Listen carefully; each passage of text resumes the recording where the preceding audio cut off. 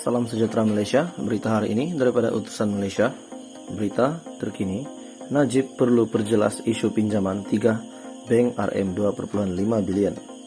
Johor Bahru, bekas Perdana Menteri Datuk Seri Najib Razak harus menjelaskan kedudukan sebenar proses kelulusan pinjaman sebanyak RM 2,5 bilion tanpa cagaran kepada syarikat berkaitan judi, yaitu Genting Hong Kong, pada tahun 2012.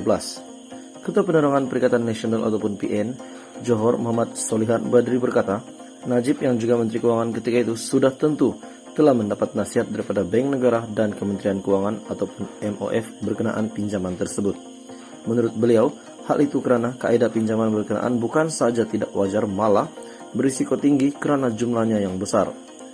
Walaupun kelulusan pinjaman bukan ditentukan MOF atau pemegang saham, namun Khazanah Nasional Berhad, Kumpulan Wang Simpanan Pekerja KDBLSP, dan Permodalan Nasional Berhad PNB. Justru Najib perlu ada kebertanggungjawaban dalam isu ini kerana ia melibatkan pinjaman menggunakan wang rakyat dan pencarum dengan satu jumlah yang amat besar. Tambah Muhammad Solihan, walaupun pemegang saham tidak terlibat dalam operasi harian sesebuah syarikat, tetapi itu tidak bermakna Menteri Kewangan tidak boleh menegur syarat-syarat pinjaman jika didapati rapuh atau berisiko tinggi.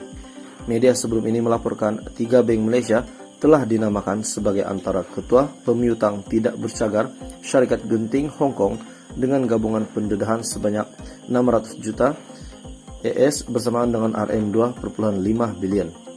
3 bank terbabit adalah Khazanah Nasional CIMB, Agensi Pelaburan Bumi Putra PNB Maybank, dan Skim Persaraan Swasta KDBLSP RHB.